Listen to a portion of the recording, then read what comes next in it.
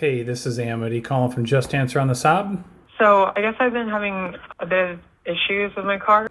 So back in October, I bought a car from a privately owned person who was selling it.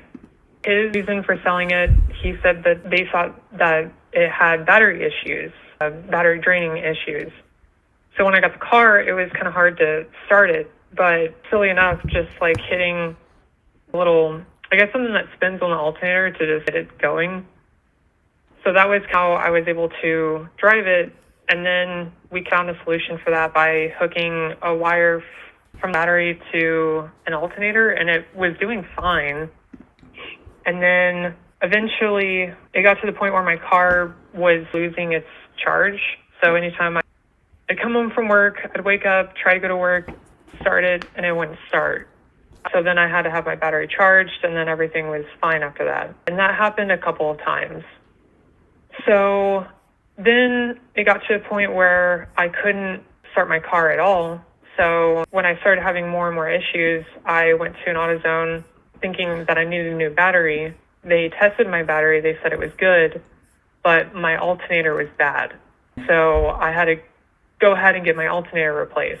I believe about maybe 2 weeks after that, my car just could not completely start. Nothing was working. I'd put my key into the ignition, wouldn't start, wouldn't budge, anything. So I thought maybe that was my ECM.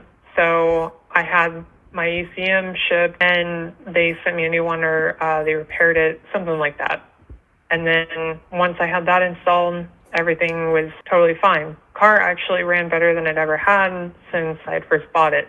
And then starting yesterday, I got off work, I drove to do some errands, and then when I started my car to go back home, my car was having a little bit of issues with starting, but it did eventually start. And then that was when my dash and even my gauges on my speedometer, gas meter, all that other stuff, it would shut on and off, and then it would flicker as if it was resetting. Really? And then my battery icon on my dash would say battery not charging, make a safe stop, contact service.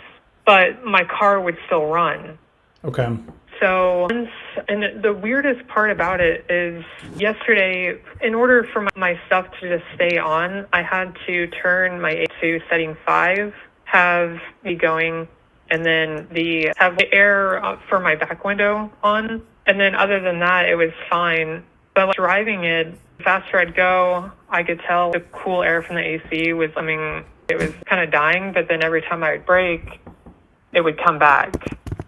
And then this morning, I started up again. It was in the same problems, but very rarely I would also start getting a airbag malfunction code, and it didn't, it would only pop up maybe once every 5 times that I would try and start it up and see what it would do. And then I went ahead and got my new battery this morning, thinking maybe it was my battery. Right. And then nothing changed after that. So I'm sorry, you said they replaced the battery, and then how about the alternator? They checked it, or it was replaced? I'm sorry. Oh, they checked it, and then I replaced it. All right. So I've had my battery, alternator, and ECM replaced. And from what I understand, your battery's draining when the engine's turned off. Is that correct? Pretty much. It doesn't stall and run out of battery voltage when the engine is running. Is that correct? All right. Do you know if there's any codes in the computer? That is something that I don't know yet. From some of the help that I've been getting, they think that if it's not the battery, it might be a bad wire in somewhere within the dash or something, because it's only affecting my dash, and it's causing it to go crazy. Well, let me give you some possible causes. So the ignition switch on this vehicle is known to go bad. The driver's door module is known to go bad, causing a battery drain or draw. Let's take a look here. There was a couple other ones that I saw. The amplifier, I think you have a factory amplifier that is known to go bad, causing a battery drain on this vehicle. And then, I'm sorry, I said before ignition switch. On this vehicle, they call it ignition switch module, ISM. Ignition switch module. Yep. And then you said something about the door as well? What did I say about the door? Amplifier. We talked about the ignition switch. We talked about, driver's door module. I'm sorry. Driver's door module. I got ignition switch, amplifier, and driver door module. Yep. But more importantly, and so I think that's the answer, right? That's a lot of people call up, they want an answer. So that's the answer. However, more importantly, someone needs to run the correct test to determine which of these modules or which of these components is bad, causing the battery to drain. So this would require a professional technician to run what they call a battery draw test or a battery drain test.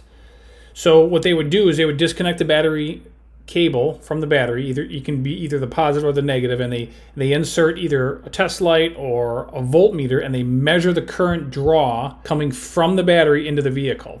And there's a specification that the technician is looking for, and it says the maximum draw is 40 milliamps. Any reading greater than that, start pulling fuses until the draw goes away. And by the way, they want you to let the vehicle sit for 25 minutes first before doing this. And what happens is all the computers, all the modules will actually start to shut down one by one. And while they're turned on, if you do it before 25 minutes, you're going to see a battery drain. So they want you to let it sit for 25 minutes. The vehicle knows it's turned off. Everything goes to sleep. And then when they run this test, 40 milliamps. So when they first hook it up, it might be more than 40 milliamps, and it should quickly drop down below 40 milliamps. So 40 milliamps, when you got a meter hooked up, that is less than, so like a 1 amp would 1.00, or 1 amp. 500 milliamps is 0.500. The maximum draw on this vehicle, and it's pretty similar with most other vehicles, is around 40 milliamps, which is 0.040. So that's how they can measure this to see, if there's pulling current from the battery. So if it's, let's say in the draw test, it's over 40 milliamps, it's at like 500 milliamps, or it's 1 amp or whatever, then they would start by 1.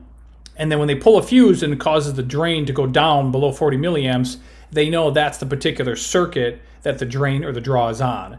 And then what we do as technicians, we pull a wiring diagram and we check each component on that particular circuit until we find out which one is the culprit. Okay. So I can send you the test. That actually kind of makes sense, because so the things I did forget to leave out is we did read something on that a little bit. Yeah. It told us it might maybe a fuse malfunction. So I believe my circuit board, like where all my fuses are on the driver's side, there's like a big orange one. I can't really remember what it was, but I had someone pull that out, and everything kind of just like went back to that was the thing. So yeah, that makes sense. So these components that are staying on, they can certainly work intermittently, and if you power them down, or if you pull the fuses, or if you mess with it, that would interfere with their power supply. They might start working normally for some time, maybe a couple hours, couple days, couple weeks, couple months. That's pretty common when electronic components go bad, and it makes it very difficult to pinpoint the root cause.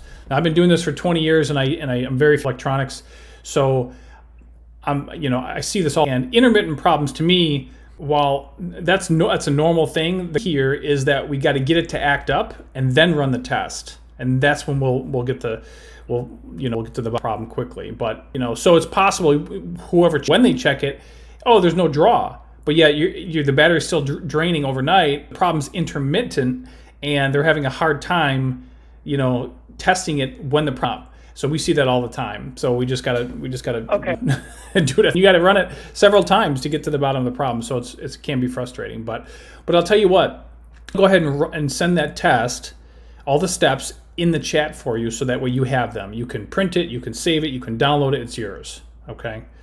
Okay. And you can give it to your mechanic. Say, hey, this is what needs to be done. It's called a battery draw test. Can you please do this and let me know the results? All right. So 40 milliamps is the maximum draw that we want to see after 25 minutes of the vehicle turned off. All right. Okay. And so at 25 minutes, the vehicle has to be shut off? Yeah. Do you turn off the vehicle 25 minutes, or turn it off, wait 25 minutes, and then you can start running the test. Okay. All right.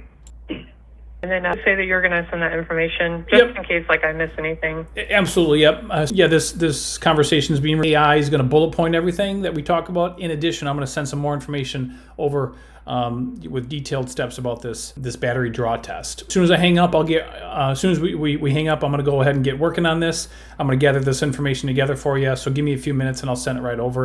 And then if you have any other questions, you can just reply back online. I'll be happy to help. Okay, thank you. All right, you're welcome. Good luck, and let me know if anything comes up, okay? Okay, thank you. You're welcome.